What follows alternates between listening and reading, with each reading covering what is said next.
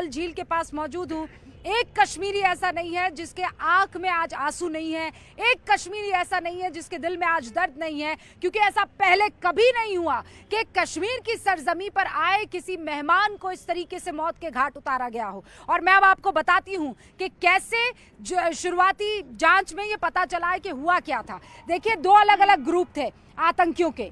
एक ग्रुप था जिसने ये जितने भी लोग हैं वहां पर जो मैदान में इकट्ठा हुए थे उन सबको एक जगह इकट्ठा किया।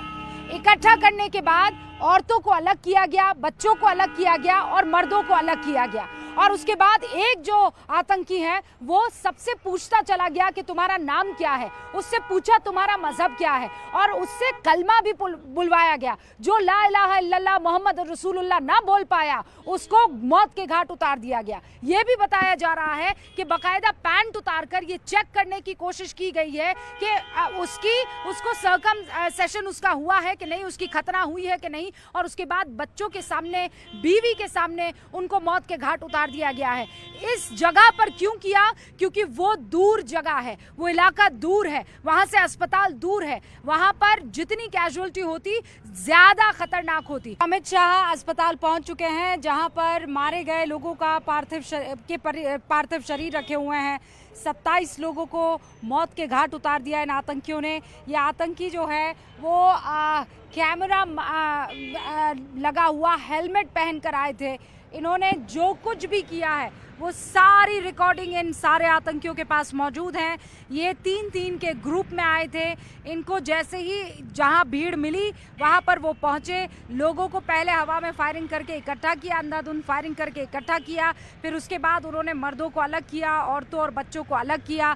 फिर एक स्नाइपर थोड़ा दूरी पर मौजूद था, किसी को एकदम पॉइंट ब्लैंक से शूट किया गया तो किसी को स्नाइपर ने शूट किया है। किसी से कलमा पढ़ाया गया तो किसी से उसका मजहब पूछा गया, किसी से उसका नाम पूछा गया। एक औरत दौड़कर उस आतंकी के पास पहुंचती है और वो कहती है, तुमने मेरे पति को मार डाला, तुम अब मुझे भी मार डालो। तो वो ये कहता है कि जा, मैं तुझे नहीं मारता, मोदी को जाकर बता देना।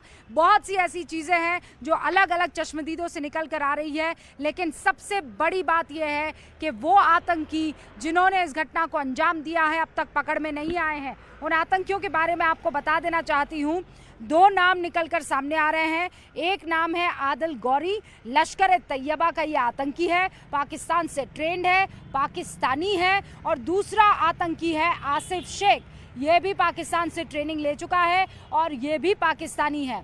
एक तस्वीर वायरल हो रही है जिसमें एक पाकिस्तानी जिस तरीके से लिबास पहनते हैं बिल्कुल वैसा ही जब्बा पजामा उसने भी पहना हुआ है। और अमित शाह इस वक्त आपको स्क्रीन पर दिखाई दे रहे हैं। अमित शाह अस्पताल पहुंच चुके हैं। यहीं अस्पताल में वो श्रद्धांजलि इस वक्त दे रहे हैं उन तमाम पार्थिव शरीरों को जो यहाँ पर आए थे इस जन्नत में सुकून की सांस लेने के लिए। लेकिन पहलगाम में आतंकियों ने उन सबको ख़त्म कर दिया, उनकी हत्या कर दी। और वो भी ऐसी, वो पल आप बस महसूस कर सकते हैं कि आपको ये मालूम है कि आप आतंकियों के हत्थे चढ़ चुके हैं और कोई इंसानियत का तकाजा नहीं है। वो आपसे पूछते हैं कि बताओ तुम्हारा नाम क्या है, वो आपसे पूछते हैं कि बताओ तुम कहाँ से आए हो। लेकिन इस बार मकसद कुछ और है। इस बार मकसद है तुम्हें पहचानना कि तुम किस धर्म से ताल्लुक़ रखते हो। क्योंकि एक शख्स बताया जा रहा है जो कलमा गो था, जो मुसलमान था, और उसे इसलिए मार दिया गया क्योंकि वो बर्दाश्त नहीं कर पाया कि आतंकी उसके मेहमानों के साथ इस तरीके से बर्बरता कर रहे हैं। 27 डेड बॉडीज़ जो पर्यटकों की हैं, उनको विनम्र श्रद्धांजलि देने के लिए देश के गृह मंत्री अमित शाह आपको दिखाई दे रहे हैं। ये बहुत भावुक पल है, ये बहुत ही दुखी कर देने वाला पल है, क्योंकि किसने सोचा था कि जिस ज़मीन पर आप खुद को एंटरटेन करने के लिए, खुद को 2 पल सुकून के बिताने के लिए लाएंगे, वो आपकी ज़िंदगी के कुछ आखिरी क्षण मौजूद होंगे। इस वक्त ये देश के लिए बहुत मुश्किल की घड़ी है। गृह मंत्री को इस बारे में अच्छी तरह से जानकारी है कि आतंकियों ने जो कुछ किया है उसने पूरे देश के सीने पर एक बहुत ख़तरनाक ज़ख्म दिया है और ऐसे में अब जवाब देना बहुत ज़रूरी हो जाता है। लेकिन उससे पहले घर के बुज़ुर्ग के नाते घर में जो कुछ हुआ है सांत्वना देना, उनको ढांढस बंधाना, उनके कंधे पर हाथ रखकर ये कहना कि तुम इस लड़ाई में अकेले नहीं हो, जो हुआ है बहुत बुरा हुआ है, लेकिन जिन्होंने किया है उनके साथ ऐसा होगा कि उनकी आने वाली नस्लें इस बात को ता क़यामत तक याद रखेगी। हम भी उस पल का इंतज़ार कर रहे हैं और इसीलिए बैठकों का दौर चल रहा है। ये कड़ी निंदा का दौर नहीं है, ये वो दौर नहीं है कि जब ये कहकर कि देखते हैं जांच खत्म होगी कहाँ तक पहुँचती है, बात खत्म हो जाएगी। ये वो दौर है जब एयर स्ट्राइक होता है, ये वो दौर है जब सर्जिकल स्ट्राइक की जाती है, ये वो दौर है जब 370 हटता है और कश्मीरी हाथ से हाथ मिलाकर, कंधे से कंधा मिलाकर हिंदुस्तानियों के इस्तकबाल में मौजूद रहता है। ये वो दौर है जब कश्मीरियों ने देखा है कि जब दूरियां हटती है वो वार से नहीं, वो प्यार से हटती है और उस प्यार को आगे बढ़ाने का मौका आया। उससे पहले आतंकवादियों ने इस तरीके की नृशंस हत्या की है 27 लोगों की। कोई महाराष्ट्र से आया था, कोई राजस्थान से आया है, कोई बेंगलुरु से आया था, कोई किसी और इलाके के हिंदुस्तान के आया था और वो सब आज की तारीख में बस इंतज़ार कर रहे हैं कि जवाबदेही क्या होगी,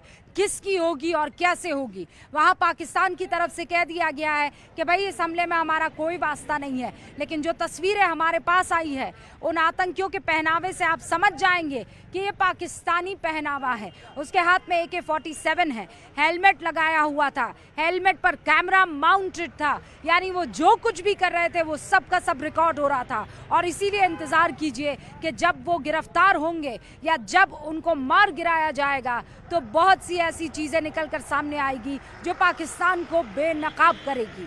फिलहाल ये तस्वीरें देश के गृह मंत्री अमित शाह की है, जो अपनी श्रद्धांजलि अर्पित करने के लिए देश की तरफ से अपनी श्रद्धांजलि अर्पित करने के लिए उन तमाम पार्थिव शरीरों के आगे मौजूद हैं। उनसे वो माफ़ी भी मांग रहे होंगे, उनसे वो प्रार्थना भी कर रहे होंगे, उनसे वो इस वक्त वो 2 मिनट का जो मौन है उसमें हर चीज़ के बारे में सोच रहे होंगे, क्योंकि देश की सिक्योरिटी की जिम्मेदारी गृह मंत्री के कंधे पर है और गृह मंत्री जानते हैं कि यहाँ बहुत बड़ी चूक हुई है और इस चूक का जवाब इस वक्त ज़रूरी है और इस चूक का जवाब किसी और को नहीं, उन आतंकियों को देना होगा, पाकिस्तान को देना होगा।